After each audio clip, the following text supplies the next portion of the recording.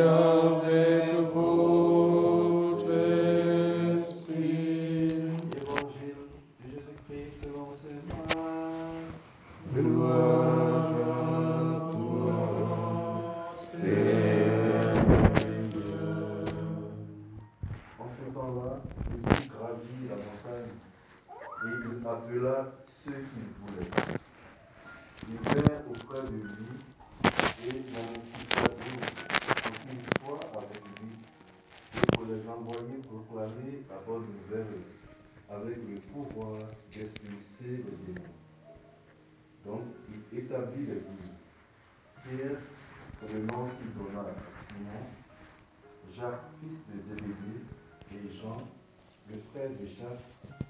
Il leur donna le nom de Boanerges, c'est-à-dire fils de Corneille, André, Philippe, Barthélemy, Matthieu, Thomas, Jacques, fils d'Alphée, Thaddée, Simon le Zélote, et Judas Iscariote, celui-là même qui le livra.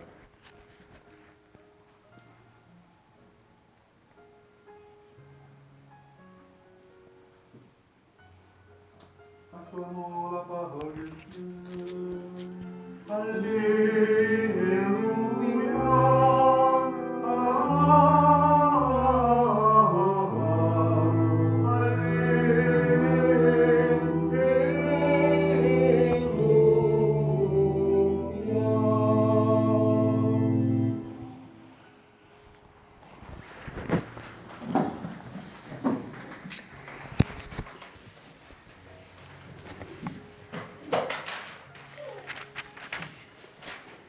Alors, nous poursuivons la lecture on pourrait dire des livres de Samuel, parce qu'il y en a 1 et 2.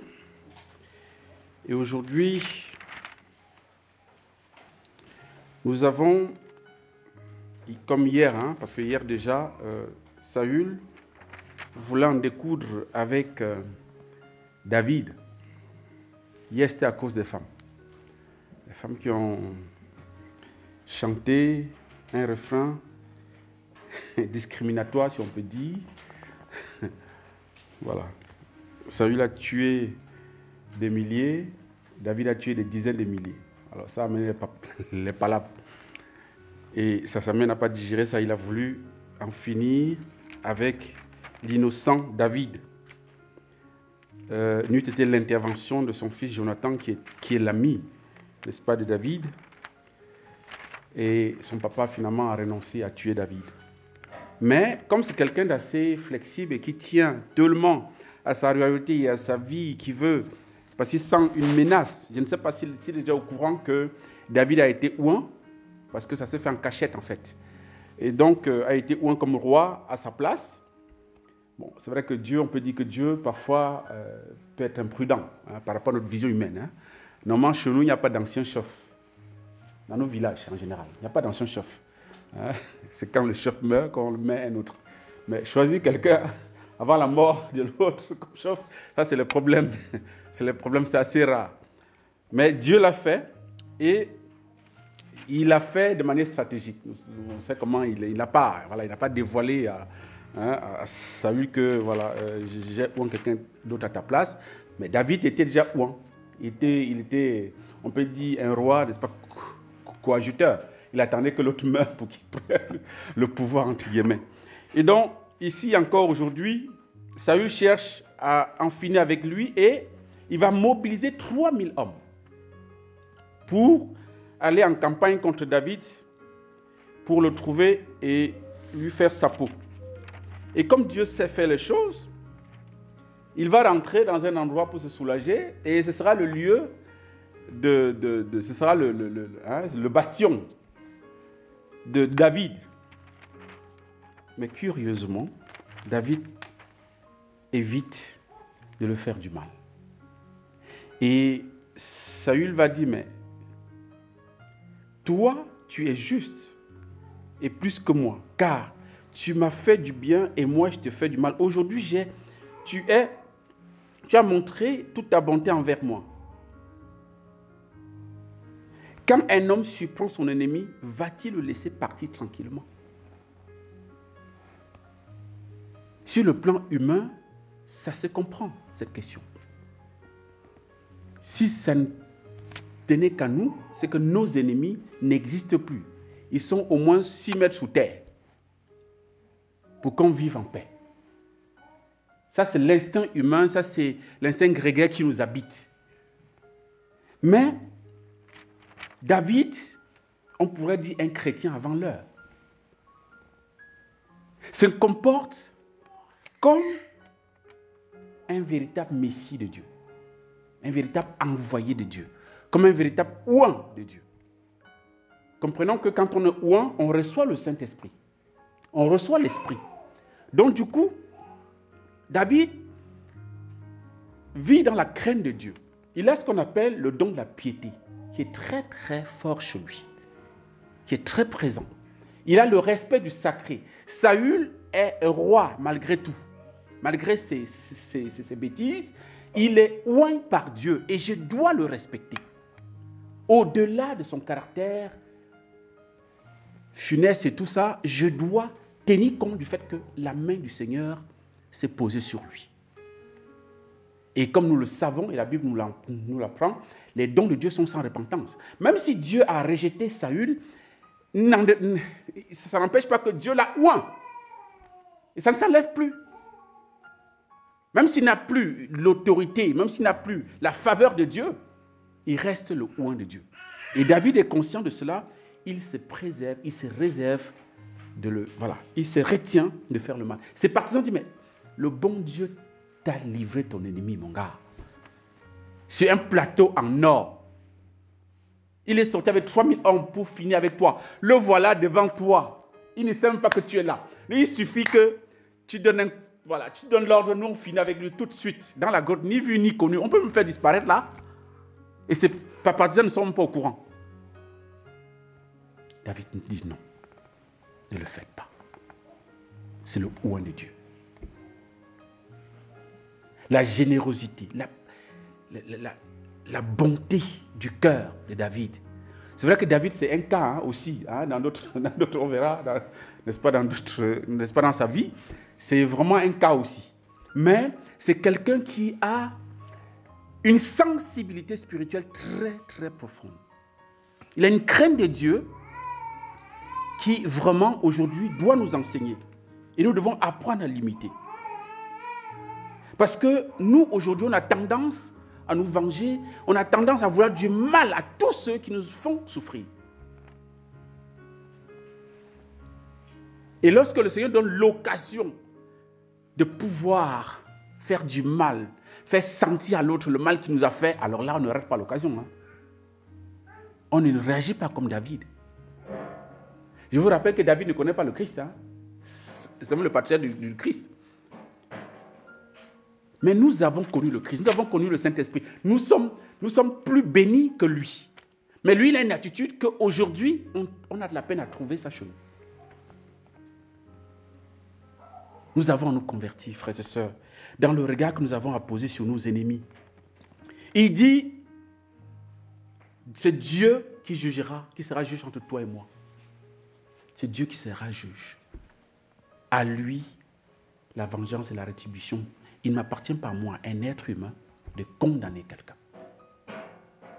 Même si tu veux ma mort, je n'ai pas le droit de vouloir ta mort si je crains le Seigneur, si je crois en Dieu. Et nous, chrétiens, nous devons vraiment prendre, n'est-ce pas, la parole du Christ au sérieux lorsqu'il nous invite à la miséricorde. Le Seigneur va choisir dans l'évangile 12 apôtres. Et si vous avez remarqué, il les institue pour 2 choses. La première, c'est d'être avec lui. Il en institue 12 pour qu'ils soient avec lui. C'est la première chose. La deuxième chose est pour les envoyer proclamer la bonne nouvelle. Tu ne peux proclamer que ce que tu as entendu. Tu ne peux avoir une attitude apostolique que parce que tu as vu le maître se comporter ainsi, c'est comme ci ou comme ça. Et donc, c'est d'abord le fait d'être avec le maître, d'être avec le Christ, d'être à son école, que tu peux être apôtre après. Et les apôtres à l'école de Jésus, avec Jésus, vont manger avec lui, ils vont marcher avec lui, ils vont vivre tout avec lui. Ils vont voir l'attitude, les actes, les sentiments du cœur de Jésus. Jésus leur dira même, je suis doux et humble de cœur. Et par son attitude, qui est essentiellement miséricordieuse, les apôtres vont comprendre que leur mission ne peut être que sous l'empreinte de la miséricorde. Ils ne sont pas appelés à condamner. Ils sont appelés à proclamer quoi? La bonne nouvelle, pas la malédiction. La bonne nouvelle, c'est quoi? C'est que Dieu a tant aimé les hommes qu'il a envoyé son Fils pour obtenir le pardon du Père en faveur des hommes. Et l'antienne de l'Évangile nous le dit, hein? Dans le Christ, Dieu réconciliait le monde avec lui. Il a mis dans notre bouche la parole de la réconciliation. Voilà la bonne nouvelle que les apôtres doivent proclamer parce qu'ils ont expérimenté cela au pied de Jésus pendant 3 années. Ils ont vu la passion de Jésus à l'égard de Judas. Ils ont vu la passion de Jésus à l'égard de Saint-Pierre. Ils ont vu la passion de Jésus jusqu'à la croix. À la croix, il suffisait que Jésus dise à son Père, envoie les légions d'anges pour que ces gens-là soient exterminés. Il n'a pas besoin de demander à son Père, il suffit qu'il souffle sur les gens et puis ils vont tomber. Puisque même quand ils sont venus l'arrêter, le fait qu'ils disent que c'est moi, ils sont tombés. Donc si Jésus voulait exterminer ses ennemis, ça c'est un petit problème, c'est un petit souci. Mais vous vous souvenez qu'à la croix, qu'est-ce qu'il a fait? Il a intercédé pour ses bourreaux. Père, pardonne-leur car ils ne savent pas ce qu'ils font.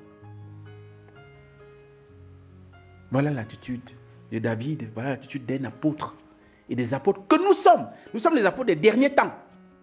Et ces derniers temps, comme disait quelqu'un, c'est le temps de la miséricorde. C'est le temps de la miséricorde. Si vous voulez vous venger de quelqu'un, pardonnez à la personne. Le Seigneur a livré Saül entre les mains de David. David a répondu par la miséricorde. Lorsque le Seigneur va mettre votre ennemi, la personne qui vous veut du mal, sur votre chemin, et que la personne sera mal en point, souvenez-vous que le Christ a dit quelque part, faites du bien à ceux qui vous maudissent. Priez pour ceux qui vous persécutent. Donnez un coup de main, c'est-à-dire aidez-les, donnez-leur, portez-leur secours. Soyez l'antidote de ce qu'il veut vous faire, du mal qu'il vous a fait. Si vous agissez comme lui, vous avez raté l'examen de la miséricorde. Et vous ne pourrez pas, comme le psalmiste dit, pitié mon Dieu, pitié pour moi. En toi, je cherche refuge. Non. Vous ne pourrez même pas, en toute vérité, prier le Notre Père, comme on va prier tout à l'heure. Pardonne-nous nos offenses, comme nous pardonnons aussi à ceux qui nous ont offensés. Frères et sœurs, prions et demandons au Seigneur la grâce d'une conversion véritable, de notre regard. Quittons un peu la vision du monde, rentrons dans la vision du Christ, dans la vision des apôtres du Seigneur et des derniers temps. Que nos cœurs soient transformés. Que Sainte Agnès, que nous célébrons aujourd'hui, comme tous les martyrs, en commençant par le premier, le Christ, ont donné leur vie pour leurs bourreaux. Après le Christ, c'était Saint Étienne. Saint Étienne a fait la même prière que le Christ. Pardonne, ne compte pas ce péché. Et dans cette lignée, tous les martyrs ont fait pareil. C'est pourquoi Tertullien disait que le sang des martyrs est sémence des chrétiens. C'est en ce sens-là, frères et sœurs. C'est dans le pardon donné que la douleur, la souffrance que je subis à cause du mal que tel m'a fait, lorsque je l'offre au Seigneur, pour lui, pour sa bénédiction, ça porte du fruit. Et ça porte du fruit au-delà de nos attentes, Parce que si ça porte du fruit chez lui, ça porte de la double part chez lui. Amen.